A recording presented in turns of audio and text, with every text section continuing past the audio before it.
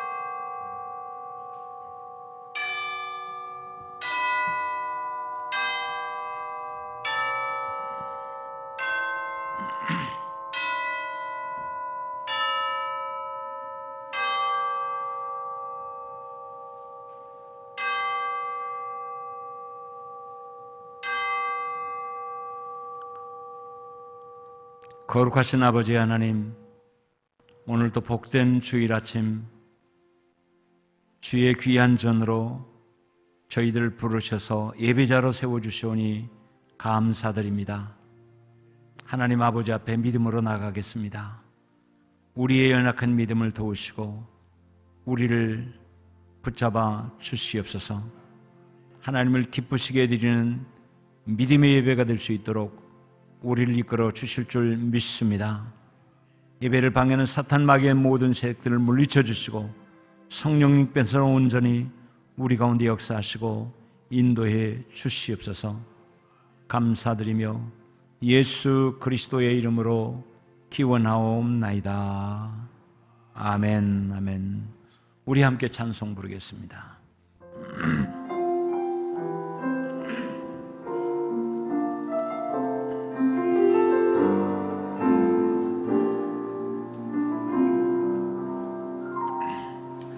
나는 하나님을 예배하는 예배자입니다.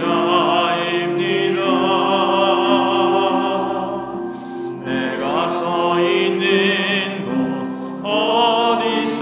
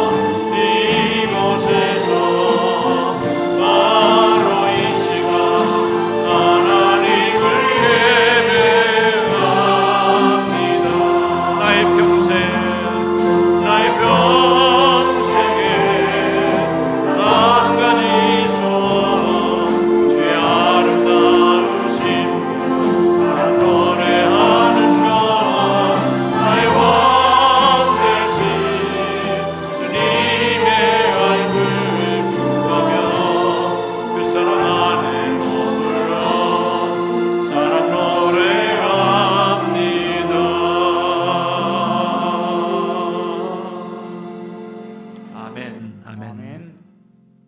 오늘 또 우리를 구원하신 하나님의 거룩하신 은혜를 마음속에 품고 나는 하나님의 자녀입니다. 하나님의 자녀가 하나님께 예배드리는 참된 예배, 귀한 예배가 되어줄 수 있도록 믿음의 고백이 이 찬송을 통하여 여러분 함께 있어지기를 바랍니다. 하나님의 은혜로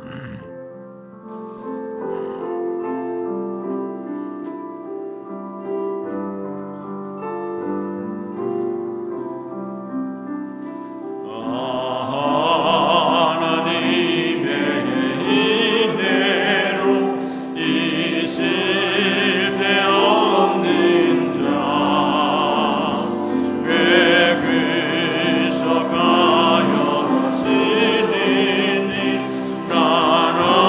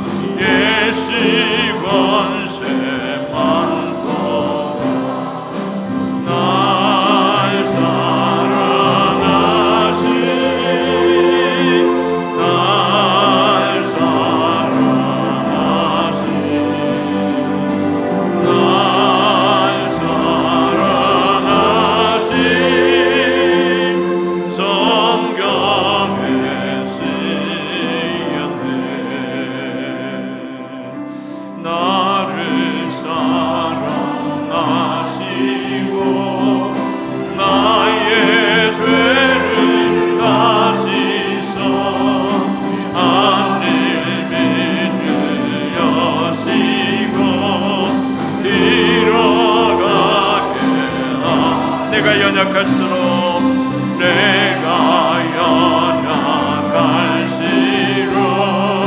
더욱 위히 여기사 높은 보좌 위에서 나는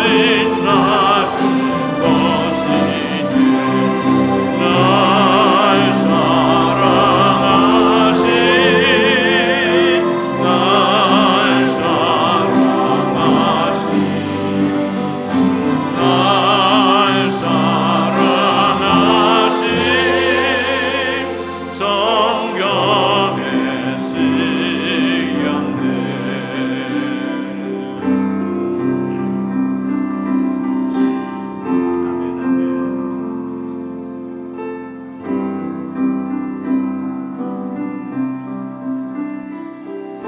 세상 사는 동안에 나와 함께 하시고 세상 떠나가는 날 전기 가게 하소서. 날 사랑하신 날 사랑하신 날 사랑하신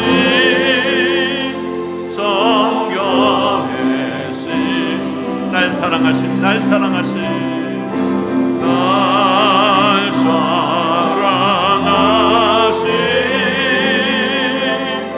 날 사랑하신 날 사랑하신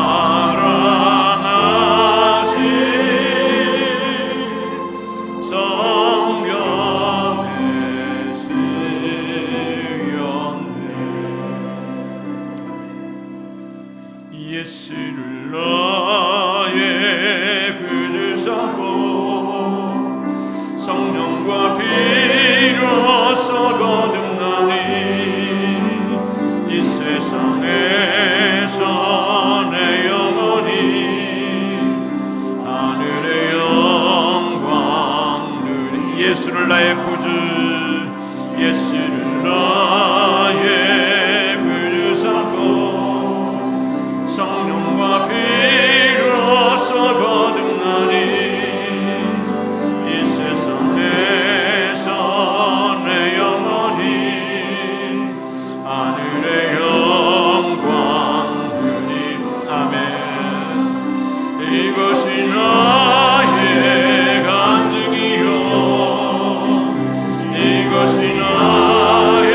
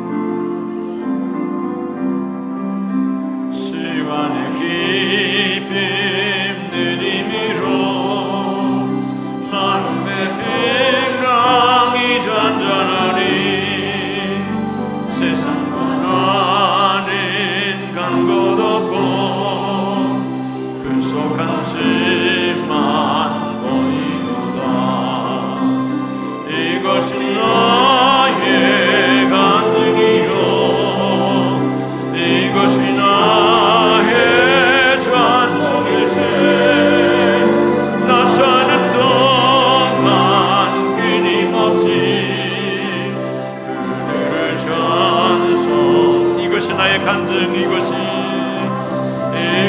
나의 간증이요 이것이 나의 찬송일세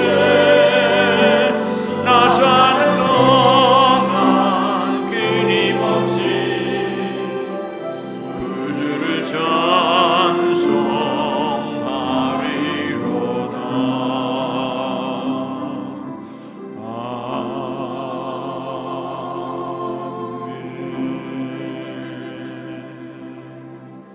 할렐루야.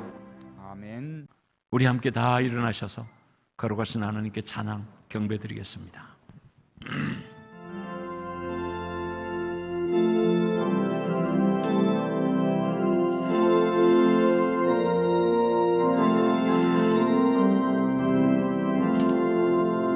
주의 시인 높이어 다 찬양하여라 비멸리관을 띄어서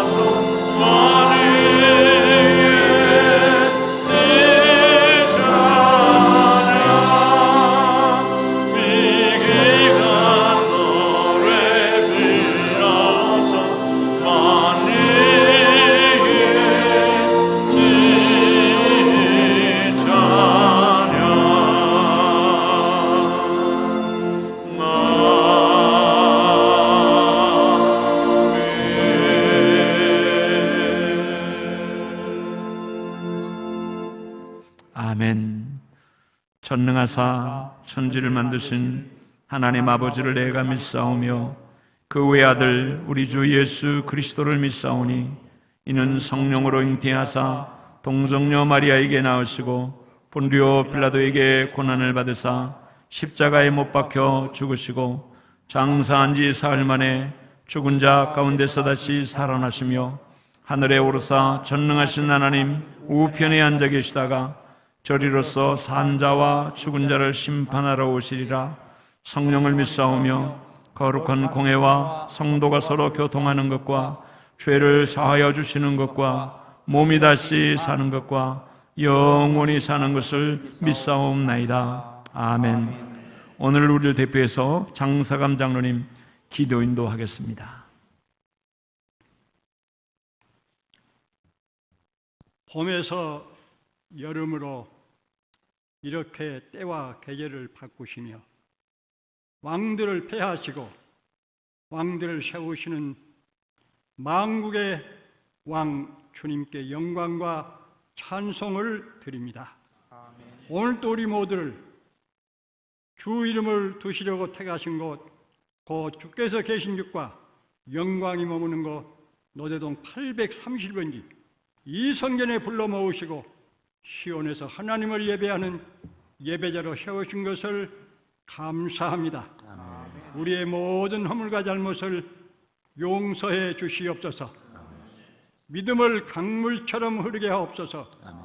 좋은 사람 만나고 좋은 사람 되게 하옵소서. 성도들 사업장에 복을 내려 주시옵소서. 하늘에게 전적인 치유와 회복 은혜를 베풀어 주시옵소서. 나라사랑 기도 포럼회가 주관해서 6.25 전쟁 때 예수 믿는 것 때문에 순교한 순교자의 자녀들과 한국전쟁에 참여했던 유엔군 출신의 유학생들을 초청해서 감사 기도회를 준비하고 있습니다. 준비함에 부족함이 없도록 채워주시옵소서. 먹고 나누고 베풀고 쌓아서 보내도 부족함이 없도록 넘치게 하여 주시옵소서. 참 좋은 소문난 잔치 되게 하여 주시옵소서. 나라사랑 기도 포럼회와 회장 문희성 목사님을 축복하시고 앞으로 더 위대하고 큰 일도 할 수 있도록 도와주시옵소서. 므낫세 같은 자, 아합 같은 자도 회개할 때 저들에게 이미 내려 작정했던 재앙을 돌이키신 아버지, 우리 악과 조상의 죄악을 인정합니다. 예루살렘과 유다의 성읍들을 불쌍히 여기시고 예루살렘에 돌아오셨던 하나님, 우리 조국 대한민국을 불쌍히 여기시옵소서. 하나님의 크신 능력과 권능과 영광으로 대한민국에 오시고 떠나지 마시고 계시고 지키시고 보호하여 주시옵소서.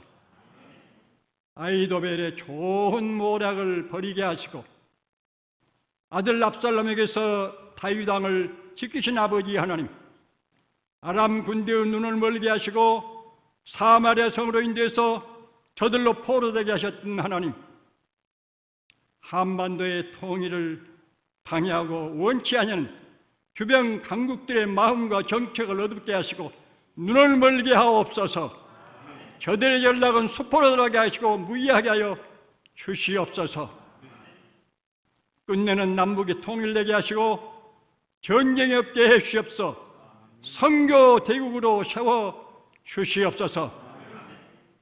하나님 창조 성리를 거스리며 국민을 기만하고 역차별을 조장하는 포괄적 차별금지법이 제정되지 못하도록 하나님 막아주시옵소서.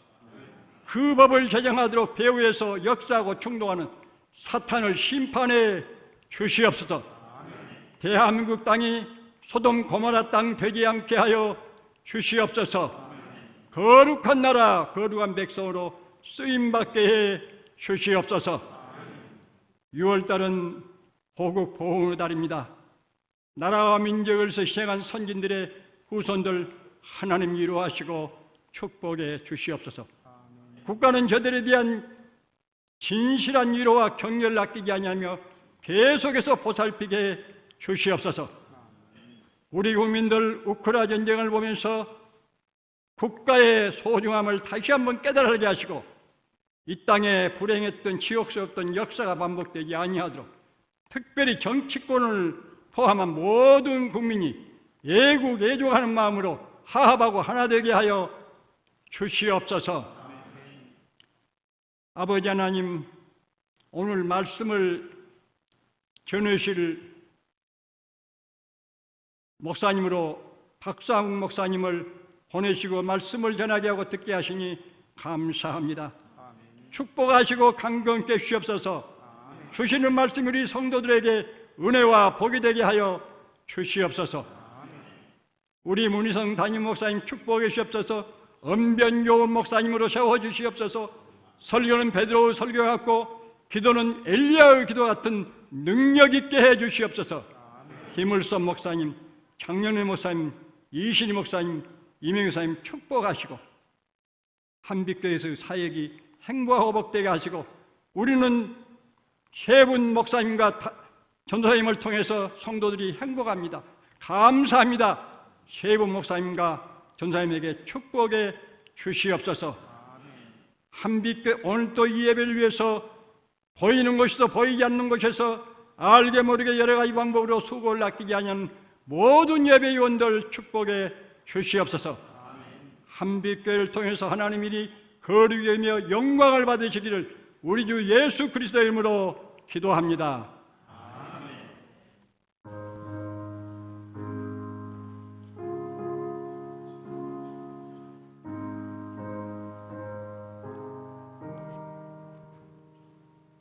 주여 나를 받으사 맞아 주소서.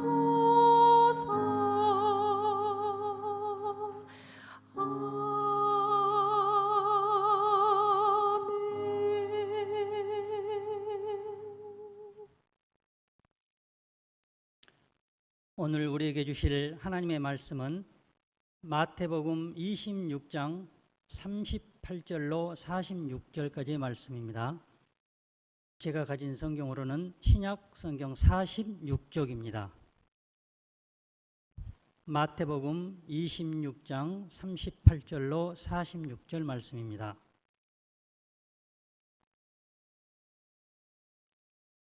이에 말씀하시되 내 마음이 매우 고민하여 죽게 되었으니 너희는 여기 머물러 나와 함께 깨어 있으라 하시고 조금 나가사 얼굴을 땅에 대시고 엎드려 기도하여 이르시되 내 아버지여 만일 할만하시거든 이 잔을 내게서 지나가게 하옵소서. 그러나 나의 원대로 마시옵고 아버지의 원대로 하옵소서 하시고 제자들에게 오사 그 자는 것을 보시고 베드로에게 말씀하시되 너희가 나와 함께 한 시간도 이렇게 깨어 있을 수 없더냐. 시험에 들지 않게 깨어 기도하라.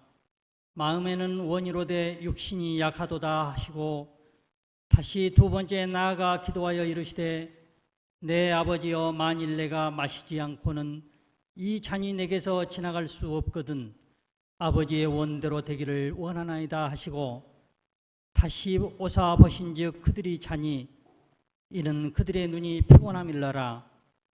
또 그들을 두시고 나아가 세 번째 같은 말씀으로 기도하신 후 이에 제자들에게 오사 이르시되 이제는 자고 쉬라. 보라 때가 가까이 왔으니 인자가 죄인의 손에 팔리느니라. 일어나라 함께 가자. 보라 나를 파는 자가 가까이 왔느니라. 아멘.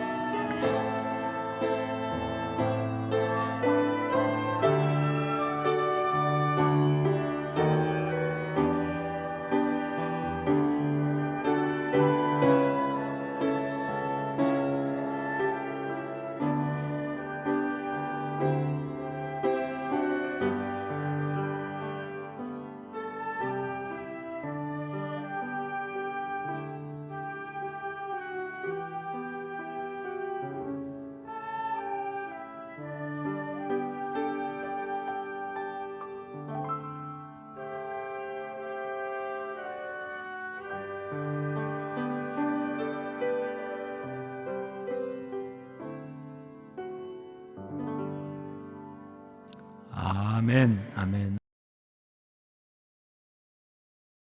교회 소식 몇 가지 전하겠습니다. 목사님, 이제 강단으로 올라오시죠. 돌아온 토요일 날 오전 7시 나라사랑 기도 포럼이 준비하며 기도하고 있는 6.25 기념 특별 기도회가 우리 교회에서 열리게 됩니다. 여러 가지 의미를 두고 준비하며 기도하고 있는 중이니까 여러분들도 위해서 기도해 주시고 또 적극 참여해 주셔서 나라와 민족을 마음속에 품고 하나님 앞에 기도하는 특별한 감동이 여러분에게 아마 있으리라 생각합니다. 기도해 주시고 또 참여해 주시길 바랍니다. 오늘 우리 교회에 귀한 말씀을 전해 주실 목사님 박상욱 목사님, 조금 이따도 소개하겠지만 우리 박상욱 목사님과 사모님 어디 계세요? 사모님 함께 오셨는데, 예, 사모님 잠깐 일어나시면 저희들이 크게 박수로 환영하겠습니다. 환영합니다.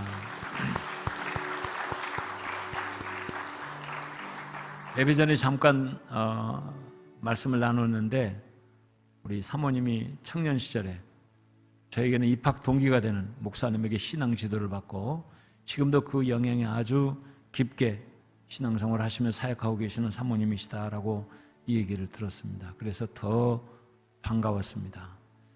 아마 우리도 이제 멀지 않아 동유럽 또 체코도 한번 가볼 수 있지 않겠습니까? 코로나가 아니었으면 벌써 다녀왔을 그런 여정인데 오늘 박상훈 목사님을 통해서 큰 은혜 받는 시간이 되어질 것입니다. 그리고 오늘 맛있는 식사 박명식 집사님이 대접해 주셨어요. 그런 마음속에 품어주셔서 우리 성도들 섬기게 해주셨는데 우리 박 집사님께 잘 먹겠습니다.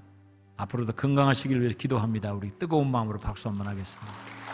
할렐루야. 다른 사항들은 여러분이 주보를 좀 잘 살펴주시고요. 그리고 은별이 나봐봐. 은별이가 오늘 오후에 이제 병원에 입원해서 수술을 받게 됩니다.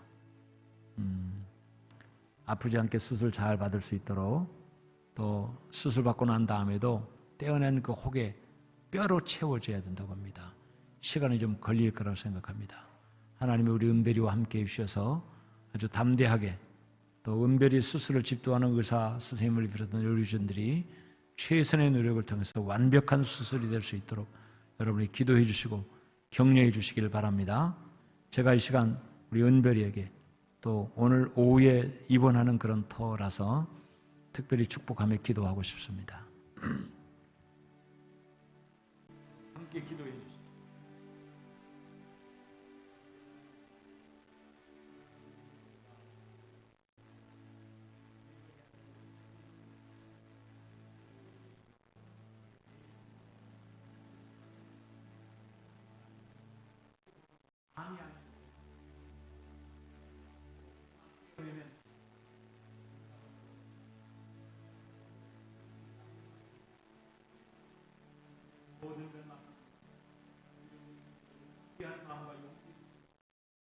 잘 받게 도와주시고 하나로도 남김이 없이 우리 은별이 수술해서 다 제거하고 건강한 몸으로 예쁜 얼굴로 또 하나님의 영광을 위해서 살아갈 수 있도록 축복해 주시옵소서.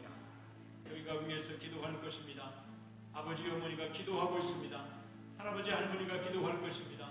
형제들이 기도할 것입니다. 우리의 모든 기도를 받으시고 우리 은별의 수술이 잘 이루어질 수 있도록 축복해 주시옵소서. 아멘. 그리고 은별을 통해서 하나님 많은 영광 받아 주시옵소서. 아멘. 예수 그리스도의 이름으로 축복하며 기도하옵나이다. 아멘. 아멘. 아멘.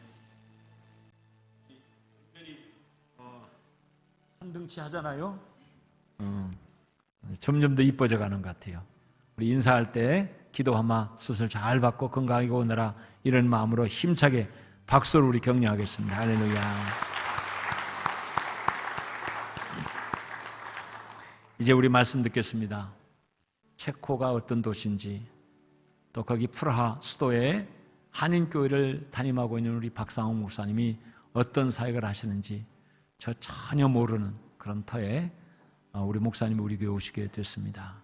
6월과 8월 동안에 하나님 우리 교회 뜨거운 감동과 감격과 눈물의 찬양 집회가, 그리고 말씀의 집회가 있어지기를 원합니다. 여러분에게 기도를 부탁했는데 오늘 하나님이 예기치 않은 시간에 귀한 목사님을 그 문을 확 열어가도록 우리 귀한 말씀을 전해주시지 않을까 기대합니다. 우리 모두가 박수함으로 우리 박상욱 목사님을 오늘 귀한 말씀의 자리로 모시겠습니다. 할렐루야.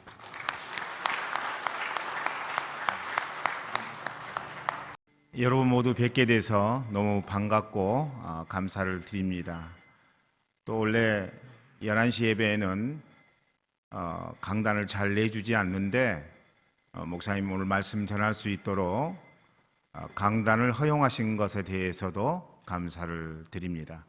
오늘 귀한 말씀을 통하여 우리 모두 다 하나님 앞에 믿음의 응답하는 시간 되기를 간절히 소망합니다. 예수님은 인생 사시면서 자기보다 하나님을 더 사랑하셨습니다. 그러기에 예수님은 오늘 우리가 본문에서도 보았지만 하나님 뜻대로 되기를 원합니다 라는 고백을 결국에는 하시게 되죠. 죽음을 앞두고 우리 주님이 내린 용단은 그것은 내 뜻대로가 아니라 하나님 뜻대로 해달라는 것이었습니다. 그리스도인이 그런 예수님 모습을 갖고 사는 것은 그래서 너무나도 중요합니다. 자기보다 하나님을 사랑하시기에 예수님 보여주신 습관 하나가 있는데 그 습관이 뭐냐면요, 어떤 경우에도 예수님은 하나님을 바라보셨다는 것입니다. 우리는 하나님 바라보는 것을 한 단어로 예배라고 말합니다. 오늘 말씀 통해 여러분 모두 다 참된 예배 드리는 은총이 강력하게 임하기를 주의 이름으로 간절히 축원합니다. 미국 금문교를 만든 사람인 레드 우드라고 하는 사람이 있는데 그 레드 우드는요, 교각 아이디어를 2000년 된 나무에서 얻었다고 합니다. 그런데 그 나무에는 3가지 특성이 있는데 하나는 이 나무가 다른 나무보다 뿌리가 더 깊이 내려졌다라고 하는 것이고, 또 이 나무에는 잔뿌리가 많은데 잔뿌리가 습기 있는 곳으로 찾아 들어가 수분을 나무로 공급하고 있었다는 것이고, 마지막으로 그 뿌리가 큰 바위를 칭칭 감고 있었다라는 것. 여러분, 레드우드가 이 나무를 보면서 이 나무가 2000년 동안 버틸 수 있었던 것은 바로 뿌리의 원인이 있었다는 사실을 발견하게 됩니다. 그래서 금문교를 세울 때 반석이 나올 때까지 깊이 파고 들어가 그 위에 교각을 세웠다라는 것이죠. 그게 여러분 샌프란시스코라고 하는 데가 지진이 많음에도 불구하고 이 2000년 된 나무가 쓰러지지 않은 결정적인 이유가 되었다는 것이죠. 그렇기 때문에 여러분, 오늘 우리의 삶 가운데 겉으로 드러난 현상보다 더 중요한 것은 뭔가? 그것은 본질이고 기초고 기본이라고 저는 생각합니다. 제 시간은 군인들에게 있어 기본 자세는 차렷 자세입니다. 제식은 그리고 군인 정신은 차렷에서부터 시작되기 때문에 그렇다는 것이죠. 태권도에서는요, 여러분 기본 자세를 기마 자세라고 합니다. 여러분 많이 보았죠? 앞으로 손을 내밀어서 하는 모든 것도 기마 자세로부터 시작되는 것입니다. 우리 신앙에도 기본 자세가 있어요. 신앙인의 기본 자세는 무엇일까요? 어떤 사람은 헌금하는 것을 기본 자세로 삼으려고 하는 생각을 갖고 있는 분들도 분명히 있습니다. 헌금을 많이 하면은 믿음 있는 사람이고 헌금을 많이 하지 아니하면은 믿음 없는 사람이다, 이렇게 판단할 수 있다는 것이죠. 여러분이 할 수만 있다면 교회에 헌금 많이 하는 성도가 되기를 간절히 소망합니다. 그러나 여러분, 헌금 많이 하는 곳으로는 신앙의 기본 자세를 가늠하기가 어렵다는 것이죠. 만약에 어떤 분이 헌금 많이 하는데 그 삶이 하나님 앞에 믿음에 응답하는 삶이 아니라면 어찌 헌금 많이 한다고 해서 이분이 신앙 있는 분, 믿음 있는 분이라고 우리가 판단할 수 있겠느냐는 거예요. 어떤 분은 기도를 많이 하면 그것이 신앙의 기본 자세다라고 생각하는 분들이 있을 수 있습니다. 할 수만 있다면 기도 생활 많이 하는 자는 신앙이 그만큼 성숙되어질 수 있지요. 그러나 기도 많이 하고 신앙생활 자기 마음대로 한다면 그런 사람을 향해서 우리가 신앙의 기본 자세가 되어 있다라고 말하지는 않습니다. 또 여러분, 우리의 삶 가운데 말씀 많이 하는 것, 그것도 중요한 일입니다만은 말씀을 많이 한다고 해서 신앙의 기본 자세가 돼 있다라고 말하지는 않습니다. 왜냐하면 말씀을 많이 알아도 말씀과 역행하는 삶을 사는 사람들이 그만큼 많이 있기 때문에 그렇습니다. 또 어떤 분은 구제가 신앙인의 기본 자세다, 또는 성교가 신앙인의 기본 자세다, 이렇게 말할 수 있을 것입니다. 이렇듯 우리가 어떤 관점에서 보느냐에 따라 많은 것들을 신앙인의 기본 자세라고 이야기할 수 있지만, 저는 빼놓을 수 없는 한 가지는 예배라고 분명히 믿습니다.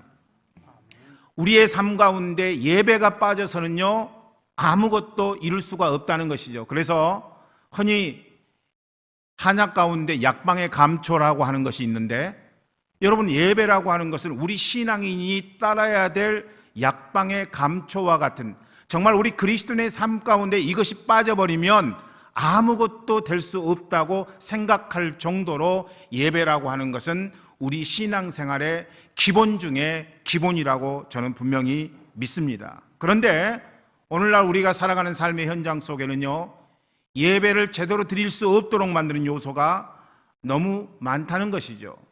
우리 시대 예배의 방해 요소를 크게 세 가지로 저는 생각해 보았습니다. 첫 번째, 편의주의적인 발상입니다. 우리가 하나님 앞에 예배 드리는데 그 예배를 제대로 드릴 수 없도록 만드는 것 중에 하나는 편의적인 발상이라고 하는 것입니다. 따라서 해보세요. 편의주의적인 발상. 편의주의적인 발상을 가지고는 하나님 앞에 제대로 된 예배를 드리기가 어렵다는 이야기입니다. 우리는요, 편한 것이 복음이 된 세상 속에 살고 있습니다. 아무리 좋아도 불편하면 노응답이에요. 아무리 예배가 은혜가 있어도 그 예배에 참여했더니 불편한 마음이 들었다 그러면 하나님의 성령의 강권적인 역사가 있음에도 불구하고 그 예배에 대해서 반응하지 않는 것이 오늘날 현대 그리스도인의 삶의 모습이 된다는 것입니다. 에스컬레이터가 백화점에 보편화가 되던 오래전 이야기입니다. 광주에는요, H백화점이 있었어요. 광주 충장로에 생긴 최초의 백화점이죠. 그 백화점 옆에는요, M백화점이 있었습니다.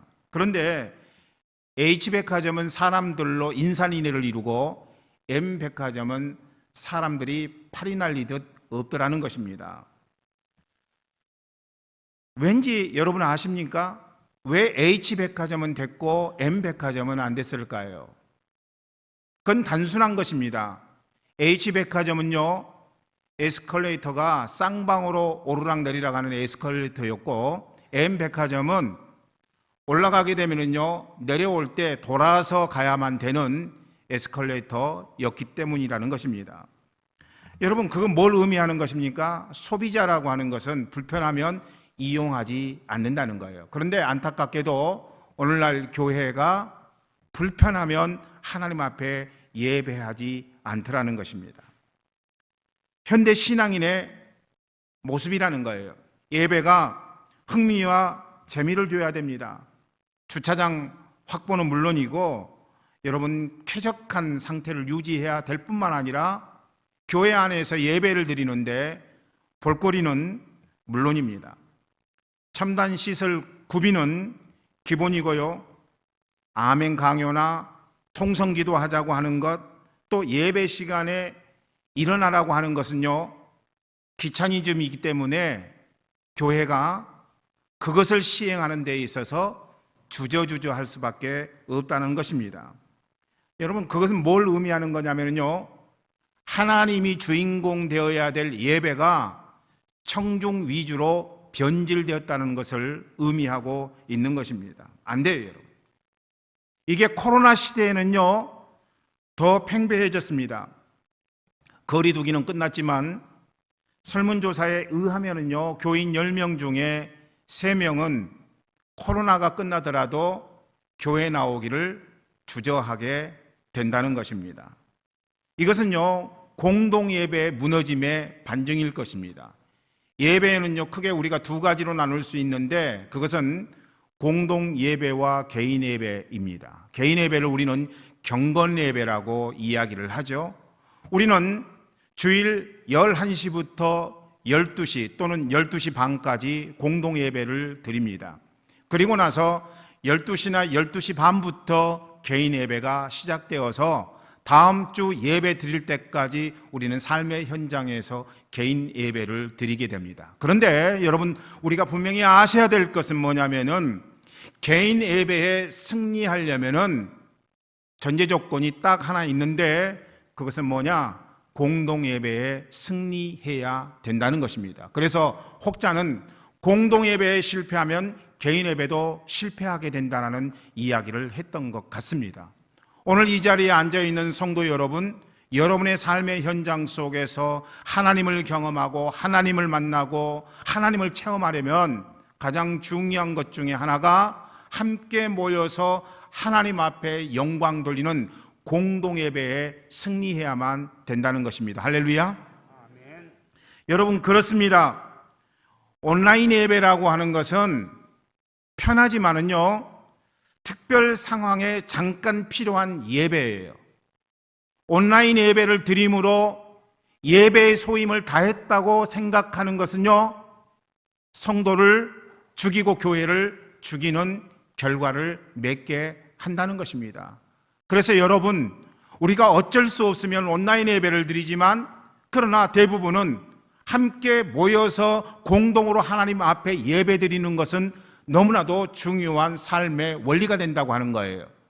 그래서 초대교회를 보니까 날마다 떡을 떼며 모이기를 힘썼다고 이야기합니다. 모이기를 패하는 어떤 사람들의 습관과 같이 하지 말고 오직 권하여 그날의 가까움을 볼수록 더욱 그리하라고 권면하고 있다는 것입니다. 여러분, 함께 모여서 예배 드린다는 사실의 가장 중요한 포인트는 무엇입니까? 하나님의 전능하신 임재하심을 다른 형제자매들과 나눈다는 거예요. 그런데 여러분, 온라인 예배는 이 나눔이 없다는 것이죠.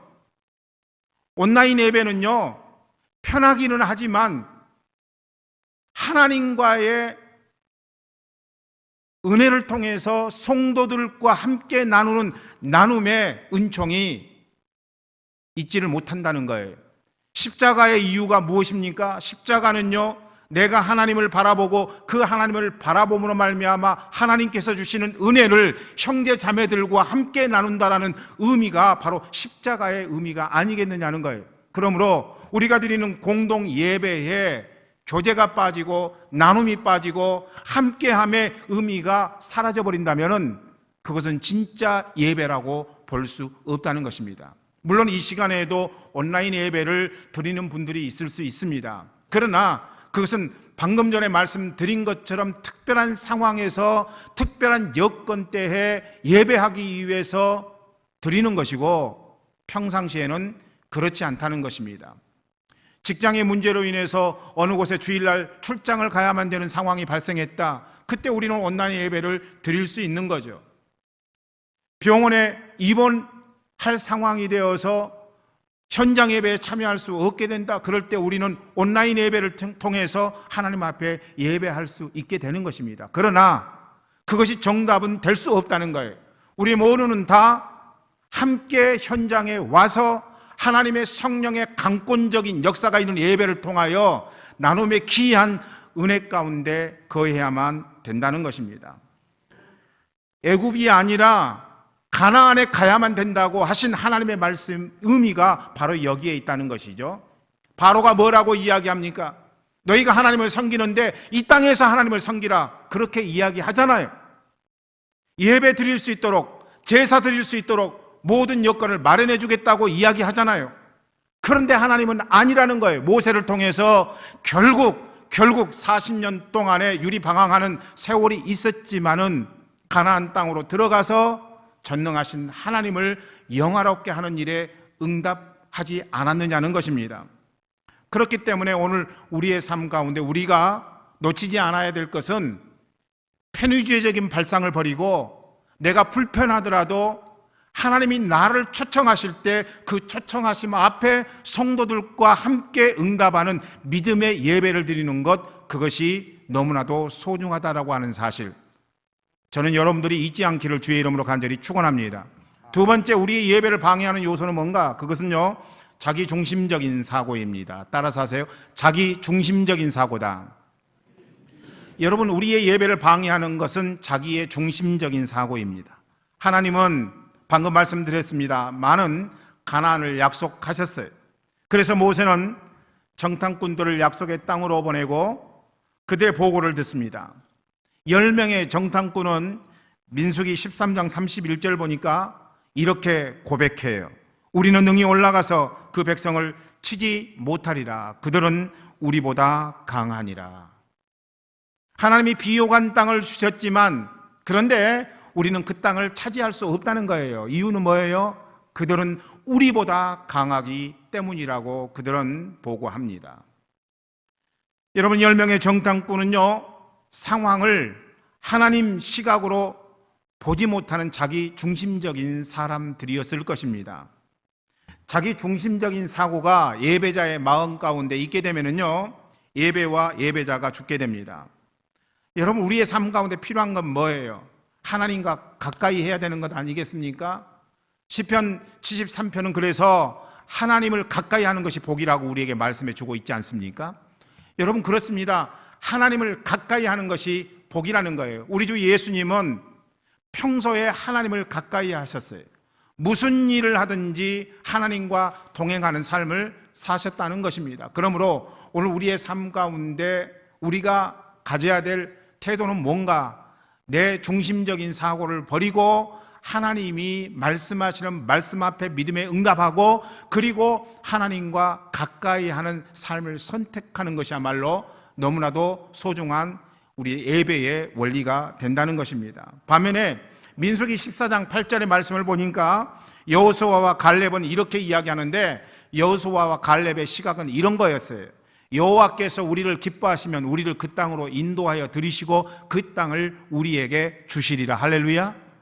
여러분, 여호수아와 갈렙은 여호와가 우리를 기뻐하시면 가나안 땅의 거민들이 얼마나 강하든 강하지 않든 그것은 상관이 없고, 하나님이 우리를 기뻐하시면 우리를 그 땅으로 인도하여 들이시고 그 땅을 우리에게 주시리라고 고백한 것이 바로 여호수아와 갈렙의 고백이었다는 것입니다.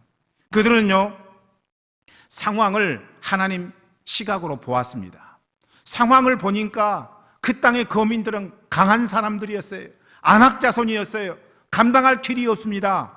그런데 그렇게 주어진 상황을 여호수아와 갈렙은 하나님 시각으로 보았다는 것이죠.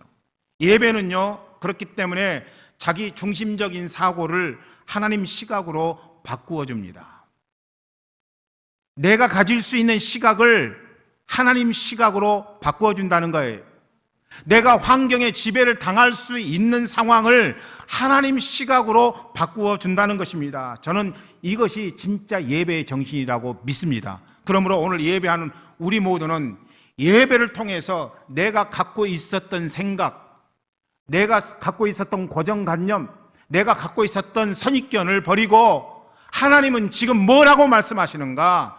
하나님은 나에 대해서 뭐라고 말씀하시는가? 하나님은 우리의 가정에 대해서 뭐라고 말씀하시는가? 오늘 하나님은 내 사업장 가운데 뭐라고 말씀하시는가? 하나님의 시각과 하나님의 판단과 하나님의 관점으로 우리가 바꿀 수 있다면, 여러분, 저는 그렇게 예배 드리는 인생마다 주님 앞에서 귀하고 아름답게 쓰임받으리라고 분명하게 믿습니다.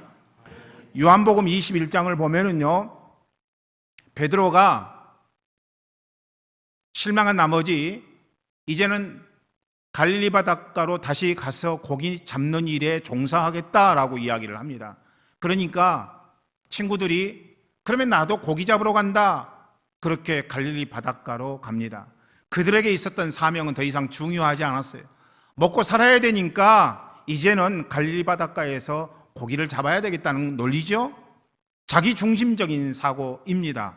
여러분, 그런데 그들이 바닷가에 가서 열심히 그물질을 했지만 고기가 하나도 잡히지 않았어요. 그때 예수님이 등장하시죠. 예수님이 뭐라고 말씀하십니까? 그물을 내리라고 할 때 그물을 내렸더니 153마리의 물고기가 잡혔다고 하는 사실. 그런데 그 물고기가 그물이 찢어지지 아니하므로 그대로 수확했다고 하는 사실을 성경은 이야기합니다. 예수님 먼저 무태 가셔서 숯불을 피우시고 고기를 구워서 그들에게 식사를 대접하십니다. 그리고 나서 베드로에게 물으시죠. 요한의 아들 시몬아, 네가 나를 사랑하느냐? 그때 베드로가 주님, 내가 주님 사랑하는 줄 주께서 아십니다. 3번의 질문 가운데 베드로가 3번의 대답을 하게 되죠. 그리고 나서 예수님이 베드로에게 하신 너무나도 중요한 말씀이 있어요.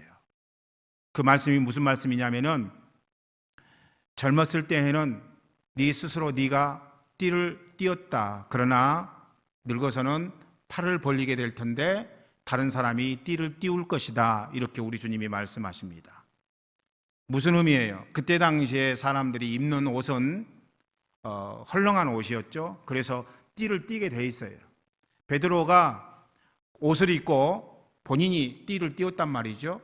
그런데 네가 이후에는 네 스스로 띠를 띄우지 아니하고 다른 사람이 띠를 띄워서 너를 끌고 가리라고 하는 말씀을 하신 거예요. 결국에 여러분, 띠를 띄워서 베드로가 어디까지 가게 됩니까? 로마에까지 가게 되지요. 그곳에서 하나님의 복음의 말씀을 증거하는 베드로의 모습을 우리는 목격하게 됩니다. 우리의 삶 가운데 너무나 중요한 것은요, 인생 살면서 내 나름대로 살아보려고 노력들 많이 하잖아요. 안 되는 줄 알면서도 우리는 때때로 내 나름대로의 방식을 사용할 때가 너무나 많이 있다는 것이죠. 내가 너무나도 잘하는데, 내가 너무나도 이 일에 익숙한데, 그렇기 때문에 그 일에는 하나님이 들어올 틈이 없다는 것입니다. 내가 잘났고 내가 똑똑하고 내가 쓰는 방식이야말로 얼마든지 내 삶 가운데 성공을 이룰 수 있다고 생각하는 것들이 너무나 많이 있다는 거예요.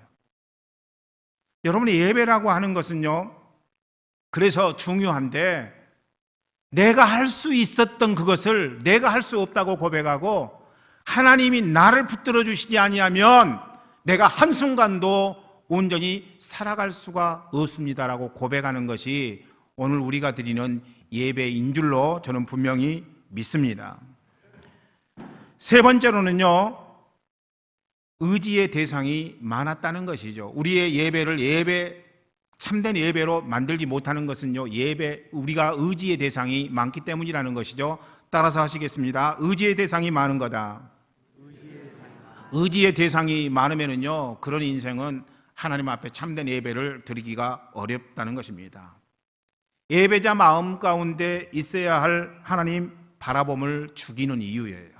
내가 의지할 대상이 많게 되면은 그것 의지하지, 내가 최악의 상태까지 가기 전까지는 하나님을 의지하지 않더라는 것입니다. 여러분은 뭘 지금 의지하고 계십니까? 오늘 예배드리는 이 자리에 앉아있는 여러분은 살면서 뭘 의지하십니까? 혹시 스마트폰 아닙니까? 그래서 이런 고백도 있죠. 스마트폰은 나의 목자시니 내게 부족함이 없으리로다. 스마트폰만 붙들고 있으면 부족한 것이 없다고 생각하는 그런 인생들이 얼마든지 있을 수 있다는 것이죠. 스마트폰은요, 지식의 보고고 그리고 게임의 저장소입니다. 어디 그뿐입니까? 다양한 음악과 또 동영상을 제공받을 수 있습니다. 심지어는 스마트폰을 통해서 영화도 다운받아 보게 되죠. 사주팔자 어플도 있어요. 그래서 내 사주팔자를 알려면은 어플 다운받아 가지고 사주팔자를 보는 그런 분들도 분명히 있습니다. 이 교회는 아마 아무도 없으리라고 생각합니다만은 다른 곳에 가면은 얼마든지 있습니다. 여러분은 지금 뭘 의지하고 계십니까? 여러분이 의지하는 것들이 있을 수 있어요. 혹시 돈을 의지하고 있지는 않습니까? 이 돈이 나를 살리라고 생각하는 그런 인생. 그런 인생은 여러분, 돈 버는 것이 인생의 최고 목적이 되겠죠. 어떤 분은요, 가족을 의지하는 분들도 있습니다. 부모님을 의지하고, 또는 나이가 들었으면 자녀를 의지하고, 남편은 아내를 의지하고, 아내는 남편을 의지하는 삶의 모습이 있을 수 있다는 거죠. 의지하지 말라라는 이야기는 아니에요. 그러나 우리 삶의 가장 결정적인 의지의 대상은 내가 잘 알고 있는 주위의 사람들이 아니라 하나님인 줄로 믿습니다. 할렐루야. 하나님이 우리를 붙들어 주신다는 것이죠. 다윗의 실패가 여러분, 의지했던 사람들이 자기 주위에서 다 사라졌을 때 일어났다는 사실을 우리가 놓쳐서는 아니 됩니다. 다윗의 의지할 대상은 누구였습니까? 먼저 왕으로는 사울이었죠.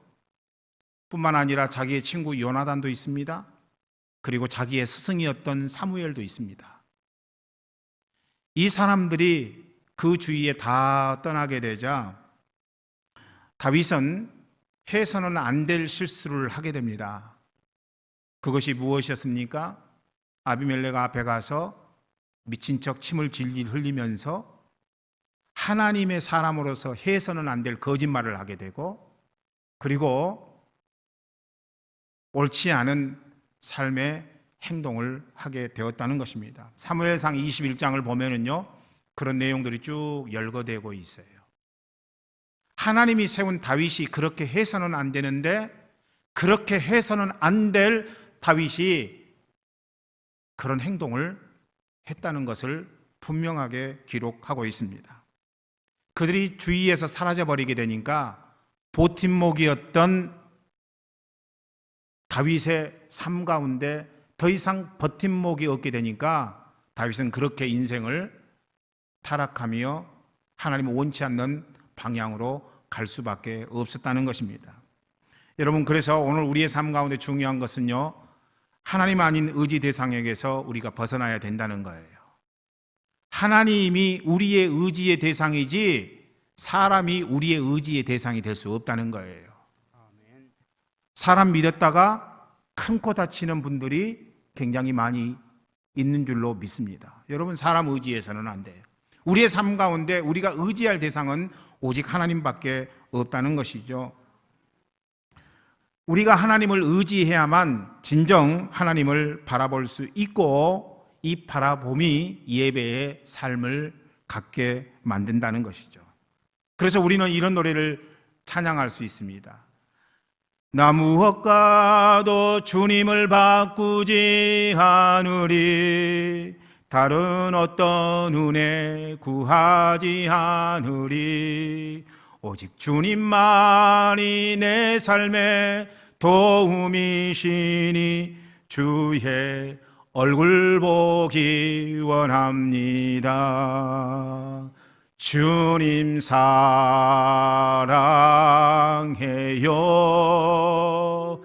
온 맘과 정성 다해 하나님의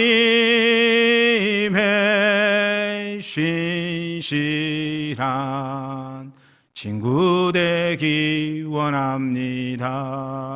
하나님만이 나의 친구 된다고 하는 사실, 하나님만이 나의 의지의 대상이 된다고 하는 사실, 그런 측면에서 오늘 우리가 읽었던 본문은 예수님이 하나님만 바라보면서 예배를 그의 삶 가운데 습관화했음을 보여주는 말씀입니다.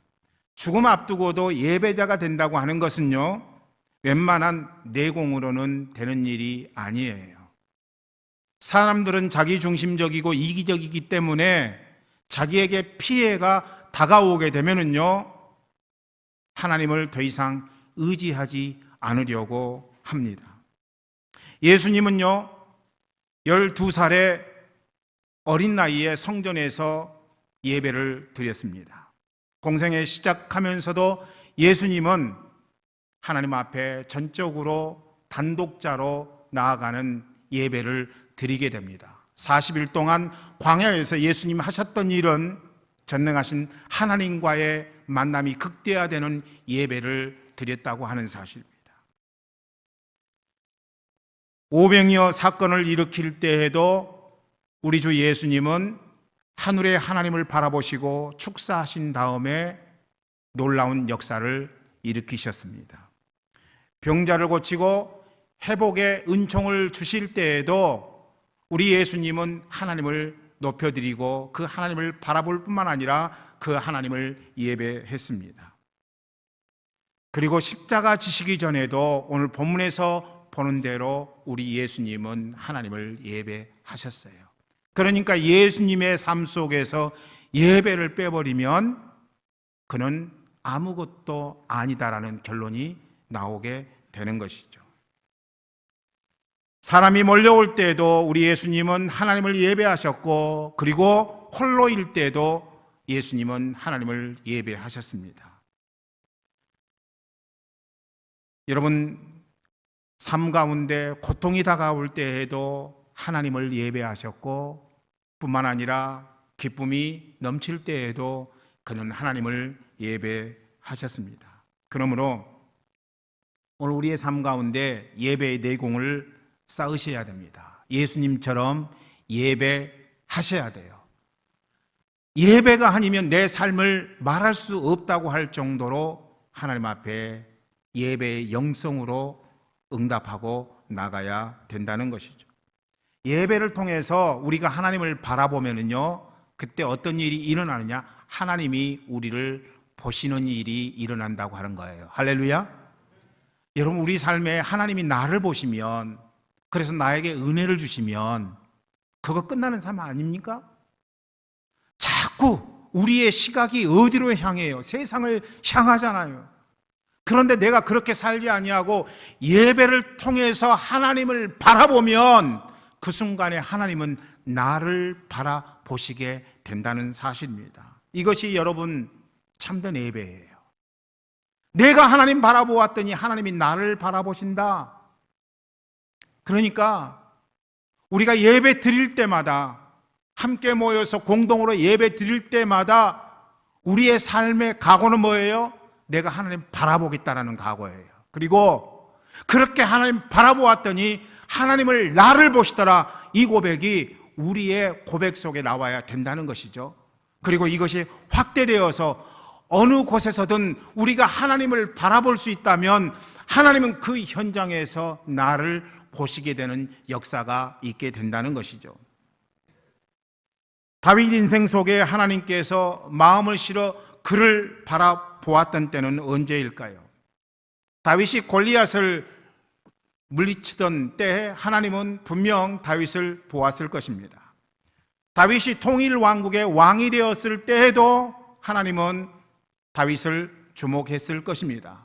뿐만 아니라 다윗이 하나님 앞에 성전을 짓겠다고, 나는 이렇게 좋은 곳에서 거하는데 하나님은 홀로 계시다라고 말씀드리면서 하나님, 제가 하나님의 전을 짓겠습니다라고 하실 때에도 하나님은 다윗을 바라보았을 것입니다. 그러나 하나님은 다윗을 그때 애틋하게 바라보지는 아니했을 것이라고 저는 생각합니다. 언제 하나님은 다윗을 애틋하게 바라보셨을까요? 여러분, 저는 밧세바와 간음하고 하나님을 통회하는 마음으로 바라볼 때였다고 저는 분명히 믿습니다. 우리는 어떻게 이런 일이 있을 수 있냐고 말합니다. 있을 수 없는 일이라고 그렇게 생각을 합니다. 과연 있을 수 없는 것일까요? 다윗이 밧세바와 간음하고 나서 통회하는 마음으로 침상을 적시고, 그리고 하나님 용서해달라고 하나님 앞에 나가는 이 시점에 하나님은 다윗을 애틋하게 바라보셨다. 여러분, 뭘 의미하는 것입니까? 끔찍한 실패의 자리, 주저앉은 자리, 나 부끄럽고 나도 나 자신을 도저히 용납할 수 없는 삶의 자리, 사람들은요, 이런 상황이 되면은요, 언급을 회피합니다. 나 스스로도 나에게 말하기 싫은 상황, 그래서 그것은 음부고 수월입니다. 내가 살아가는 지금 삶의 환경이 살 수 없게 만든다라는 고백이 저절로 나오는 상황. 혹시 여러분이 지금 경험하는 삶의 현장이 그런 아픔의 현장은 아닌가요? 도저히 살 수가 없습니다. 도저히 이대로는 내 삶을 지탱할 수 없습니다. 그런데 여러분, 하나님께서는 다르다는 거예요. 도저히 내 주저앉은 이 자리를 사람들은 볼 수 없지만, 심지어 나도 볼 수 없지만, 그러나 하나님은 다르다는 사실. 물맷돌로 골리앗을 물리친 다윗을 하나님은 사랑하십니다. 전쟁에서 승리하고 통일 왕국의 왕이 된 다윗도 하나님은 사랑하실 것입니다. 뿐만 아니라 하나님 외로울 것 생각해서 외롭지 않도록 성전 짓겠다고 했던 다윗도 하나님은 사랑하십니다. 그러나 하나님 사랑이 빛을 발하는 것은요, 오히려 다윗이 실패한 때라고 믿습니다. 승승장구하던 때가 아니라, 성공해서 많은 사람들이 박수를 쳐주는 때가 아니라, 실패해서 더 이상 삶의 자리가 없다고 생각했던 그때. 여러분, 다윗이 밧세바와 간음하고 난 이후 우리 하나님은 더욱 그의 삶에 진하게 찾아오셨습니다. 그리고 그의 인생 가운데 더 많은 설명과 더 많은 말씀을 해 주셨다라고 하는 사실, 좀 굉장히 중요합니다. 하나님을 예배하는 자의 삶 가운데 있어야 될 힐링과 회복이죠. 저는 오늘 여러분이 하나님 앞에 예배 드린다면 실패의 현장이 승리의 현장으로 바꿔지는 하나님 시각이 여러분의 삶 속에서 살아나기를 간절히 소망합니다. 여러분도 알다시피 다윗은요, 그 범죄 후에 한 가지 사실을 깨닫습니다. 그것은 자기 자신 안에 거룩한 것이, 그리고 의로운 것이 하나도 없었다는 사실이었습니다. 거룩한 것, 의로운 것이 없는 자신을 발견하는 것은요, 참 괴롭습니다. 아무것도 할 수 없는 무능한 나, 그리고 보잘것없는 나, 그 속에서 다윗은요, 하나님이 찾으시는 것은 상한 심령이라는 사실을 깨닫게 됩니다. 우리가 나아갈 자리도 바로 그 자리라고 하는 거예요. 그러므로 하나님 앞에 예배 드리는 자마다 가져야 될 삶의 태도는 뭐예요? 내가 상한 심령으로 주 앞에 나가는 것이죠. 우리의 삶에는요, 승리할 수도 있지만은 항상 실패가 더 많다는 사실. 그럼에도 내가 상한 심령 갖고 주께 나가면 그때 주님이 내 인생 가운데 분명히 말씀하신다라는 그런 삶의 모습으로 내가 바뀌어져야 된다는 것이, 이게 여러분 광야의 영성입니다. 광야의 영성. 광야는 아무것도 살 수 없는 풀 한 폭이 나지 않는 곳이죠. 그런데 이 광야라고 하는 히브리어 단어가 미드바르라고 하는 단어인데, 이 미드바르라고 하는 단어는 어디서 파생됐느냐? 다바르라고 하는 말씀에서 파생됐다는 거예요. 그러니까 여러분의 예수님이 40일 금식하면서 광야에 계셨는데, 그때 하나님이 다바르, 하나님의 말씀을 주셨다고 하는 사실. 사단이 시험할 때 말씀하시되 사람이 떡으로만 살 것이 아니라고 그런 구약 성경의 말씀을 인용해서 사단을 물리쳤다라고 하는 것이죠. 바울이 여러분 아라비아 광야에서 3년 동안을 사역하기 전에 거했는데, 그때 하나님의 임재가 바울 가운데 임했다라고 하는 사실을 우리가 결코 놓쳐서는 안 되는 것이죠. 그러니까 광야는 하나님의 말씀이 있는 것이에요. 내가 전에는 하나님의 말씀을 깨닫지 못했는데 내 인생 가운데 광야가 다가오니까 도저히 살 수 없다고, 도저히 이제는 일어날 수 없다고 생각하던 그 시점에 하나님이 엎드렸더니, 상한 심령을 갖고 나갔더니 내게 말씀하시더라. 이게 여러분 예배의 은총이라고 하는 사실을 우리가 알아야 된다는 것입니다. 시편 51편 16절과 17절은 그런 다윗의 마음이 표현된 부분입니다. 제가 말씀 읽어보죠. 주는 제사를 즐겨 아니하시나니 그렇지 않으면 내가 드렸을 것이라. 주는 번제를 기뻐 아니하시나이다. 하나님의 구하시는 제사는 상한 심령이나 하나님이여 상하고 통회하는 마음을 주께서 멸시치 아니하시리이다. 여기서 상했다는 것은요, 영어로 브로컨입니다. 브로컨이라고 하는 단어는 깨졌다는 말이죠. 히브리어로는요 사바르인데 그것은 난폭하게 박살내다라는 의미입니다. 그러므로 상한 심령으로 내가 주 앞에 나간다는 것은요, 내 자아를 깨뜨려서 산산조각 내는 작업, 나를 난폭하게 박살내는 작업이 선행되는 것을 의미할 것입니다. 오늘 본문의 겟세마네에서 예수님 하신 일이 그거라는 거예요. 예수님은 철저하게 자기 자신을 깨뜨려 버리십니다. 할 수만 있다면 이 잔을 내게서 지나가게 하옵소서. 처음에 예수님은 그렇게 고백하죠. 그러나 하나님을 예배하면 예배할수록 예수님의 마음 가운데 생기는 것은 무엇입니까? 내 뜻대로 마옵시고 아버지의 뜻대로 하옵소서. 자기를 산산조각 내버리는 예수님. 그것이 내 의지적인 힘으로는 어려우니까 하나님께서 우리의 삶의 실패를 통해서 하시는 것입니다. 우리는 약해서 실패가 다가오지 아니하면 그걸 깨닫지 못하니까 실패를 주시는 거예요. 때로는 우리의 건강을 약화시켜서 그것을 깨닫게 하시기도 하고요.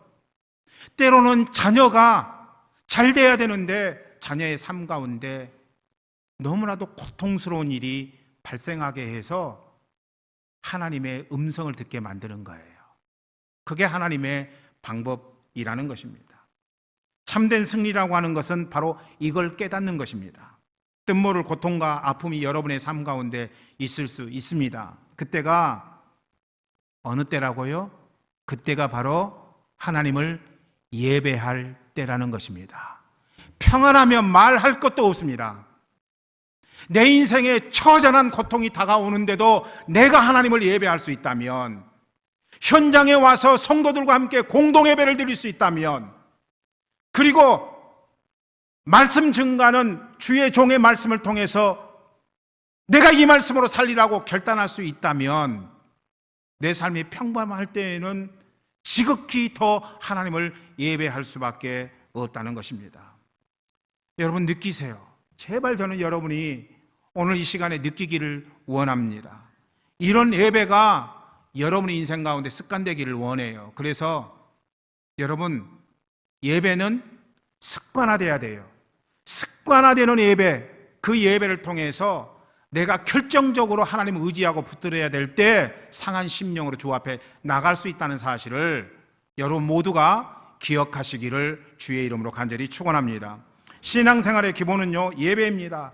예수님은요, 그것을 전생애를 통하여 우리에게 보여주셨습니다. 우리도 예배를 통해 예수님처럼 하나님 바라보아야 돼요. 그래서 하나님이 우리를 보시도록 만들어야 된다는 것이죠. 승리든 실패든 어떤 경우에도 예배 자리에서 물러서지 마세요. 여러분, 나약한 마음으로 생각하지 마세요. 예배는 생명입니다.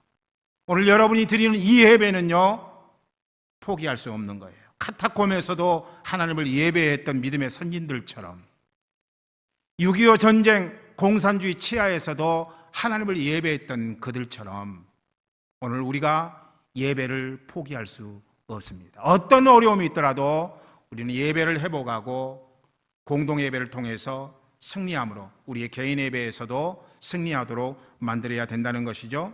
놀랄 일이 생겨도 예배하고 죽을 상황에서도 예배하십시다. 슬퍼도 예배하고 기뻐도 예배하는 삶의 모습으로 나아가야 됩니다. 그것 무엇으로요? 상한 심령으로 주 앞에 나가라는 것이죠.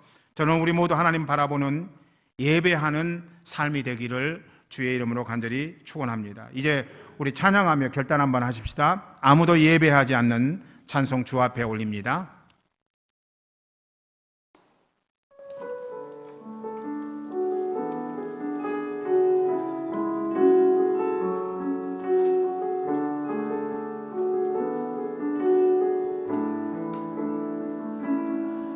아무도 예배하지 않는 그곳에서 주를 예배하리라. 아무도 찬양하지 않는 그곳에서 나 주를 찬양하리라. 누구도 헌신하지 않는 그곳에서 주께 헌신하리라.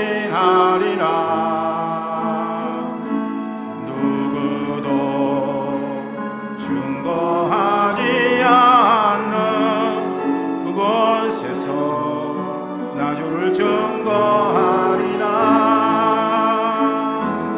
내가 받는 모든 땅 예배하게 하소서. 주의 보혈로 덮어지게 하소서.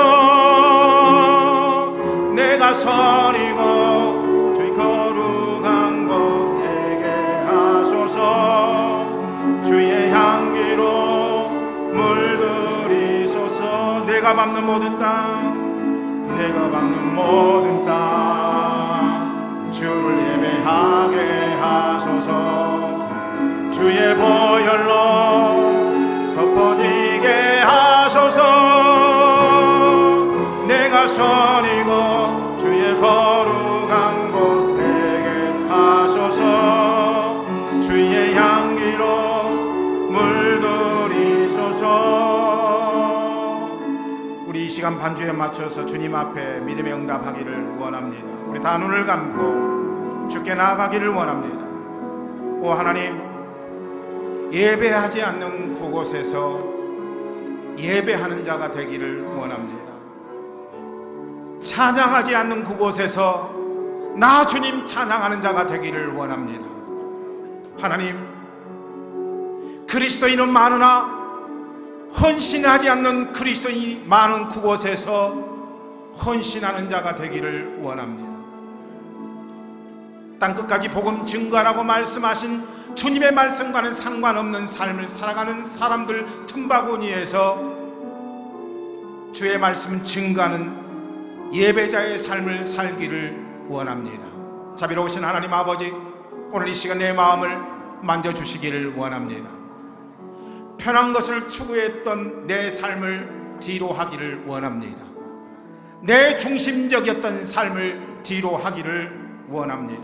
자비로우신 하나님 아버지, 의지의 대상 더 이상 의지하지 아니하고 온전히 하나님만 의지하며 예배하는 삶으로 나아가겠는데, 오늘 이 시간 아버지 하나님, 상한 심령 갖고 주 앞에 나가는 인생 아버지 하나님 살아가면서 여러 가지 많은 일을 경험한 제가 이 시간 다시 한번 하나님 앞에 참된 마음으로 예배하고자 하오니, 이 시간 성령의 능력을 통하여 나를 만져주시고 강권하여 주시고, 그래야 아버지 하나님 더 이상 실패하지 않는 예배자가 될 수 있도록 나를 이끌어 주시옵소서. 우리 다같이 주여 한번 부른 다음에 통성으로 기도하며 나갑니다. 주여,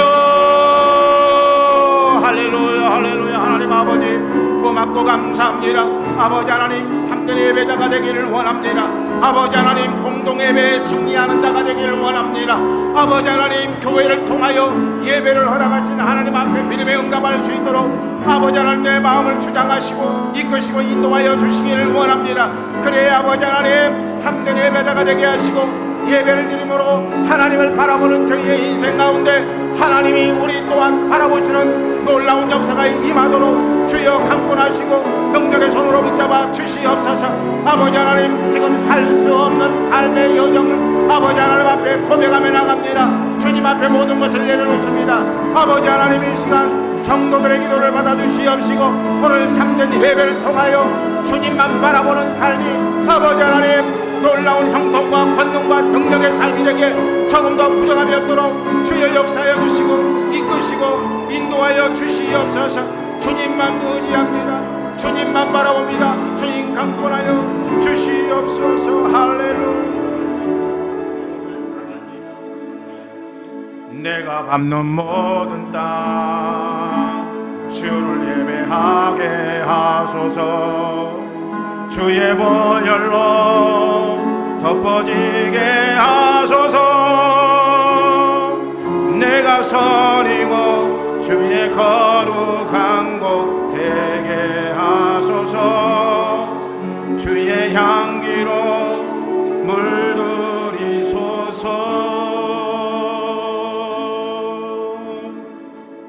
하나님 아버지, 한빛교회 성도들에게 좋은 교회를 허락하여 주시고 좋은 목사님 만날 수 있도록 인도하여 주셨사오니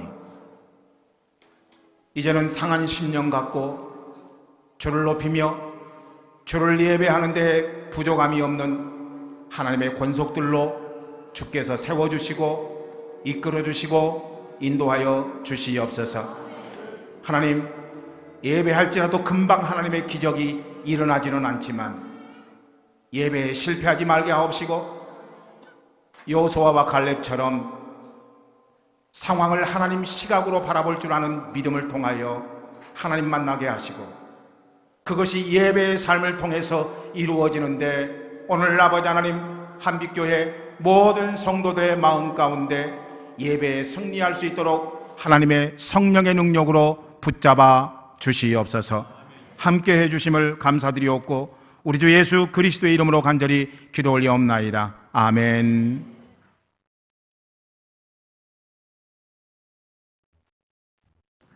귀한 말씀 감사드립니다. 이제 귀한 찬양으로 함께 동참하며 준비하신 힘을 하나님께 봉헌하겠습니다.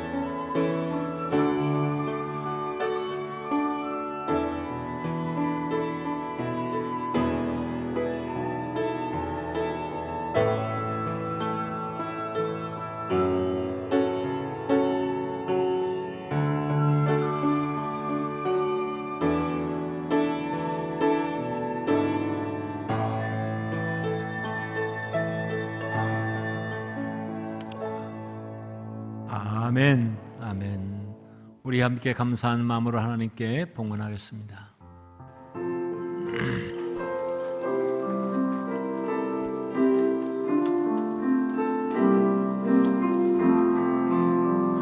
내가 알 수 있는 것은 오직 감사와 기도, 두 손을 높이 들고 주께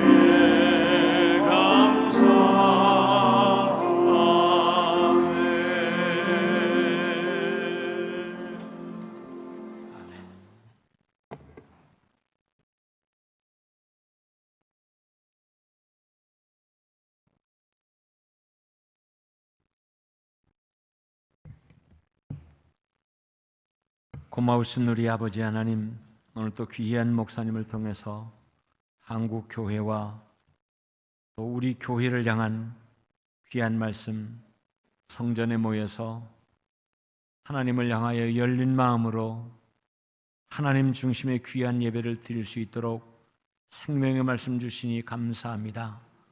코로나 바이러스 때문에 위축되어 있고 핑계대며 나태해 있던 한국교회의 모든 성도들이, 우리 한빛교회 성도들까지 다시 한번 정신 차리고 하나님께 온전한 예배자로 세워질 수 있도록 우리를 이끄시고 인도해 주시옵소서. 성전에서 하나님께 예배함으로 하나님께 영광 돌릴 수 있도록 주여 도와 주시옵소서. 문형준 집사 생일을 맞이해서 하나님께 감사의 물 드렸습니다. 하나님, 주의 은혜 가운데서 생일을 맞이하여 더욱 하나님께 영광 돌리고 주의 선한 뜻을 이루어가는 귀한 아들 될 수 있도록 저의 모든 남은 삶을 축복하시고 인도해 주시옵소서. 10의 1조 주 앞에 봉헌합니다. 사랑하는 성도들의 땀과 정성과 열정이 들어있습니다. 하나님, 기뻐받아 주옵시고 이 예물이 하나님의 영광을 위한 특별한 예물이 되어지고 하나님, 저들의 축복 속에 삶의 모든 현장에서 더욱 승리하는 복된 터전이 될 수 있도록, 길이 될 수 있도록 인도해 주시옵소서. 이선종 김지영 집사님, 하나님의 교회에 있어야 될 귀한 성물 위해서 비품으로 음향 영상 장비 보강을 위한 예물을 드렸습니다. 귀한 터전을 주셔서 이사하게 해주신 것 감사하고 주의 은혜 가운데 예배드릴 수 있도록 인도해 주신 것 감사합니다.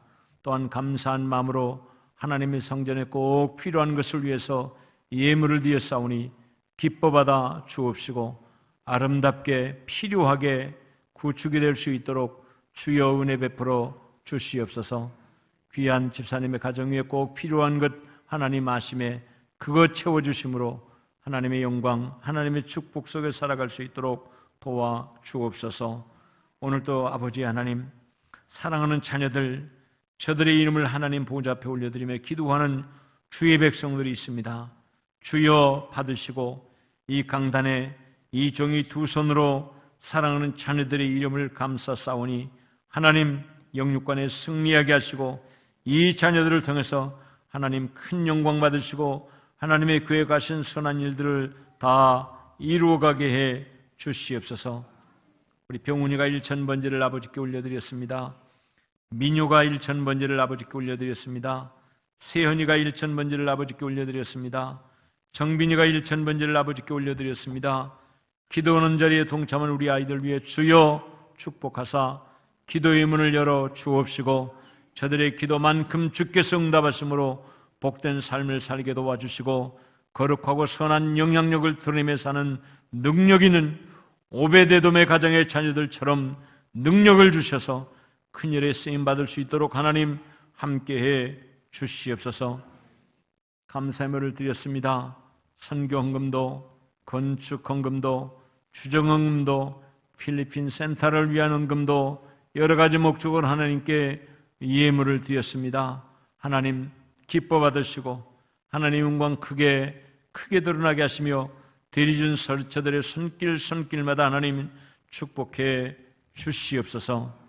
감사드리며 우리 주님 예수 그리스도의 이름으로 축복하며 기도하옵나이다. 아멘, 아멘. 우리 박 목사님 오셔서 축도 부탁하겠습니다. 우리 함께 배송하겠습니다.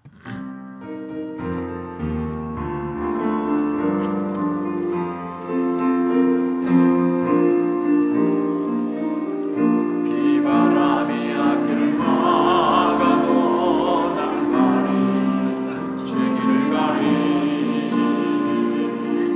눈보라가 앞길 가려도 난 가리 죄길 가리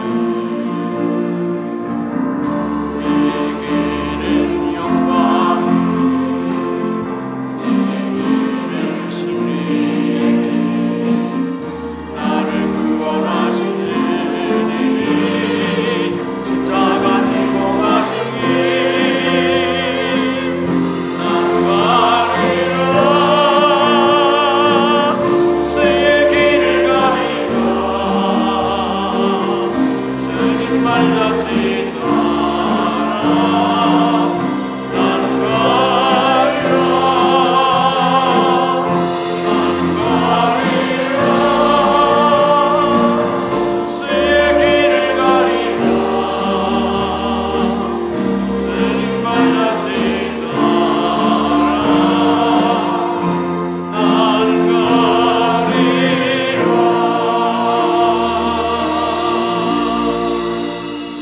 아멘, 아멘.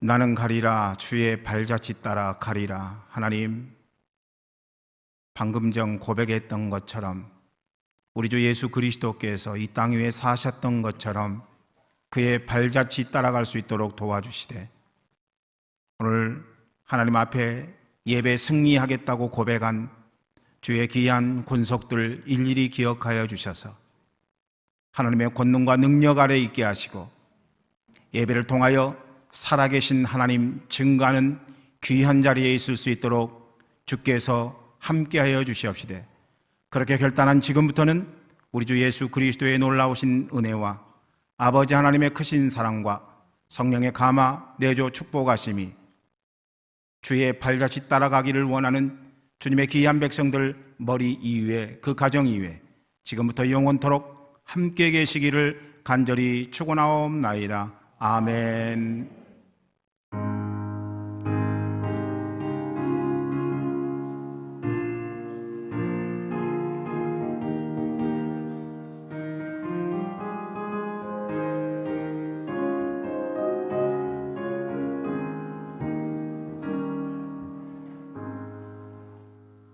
아멘, 아멘. 이상으로 주일날 예배를 모두 마치겠습니다. 귀한 말씀 전해주신 우리 박 목사님께 다시 한번 감사의 박수 한번 드리겠습니다. 할렐루야.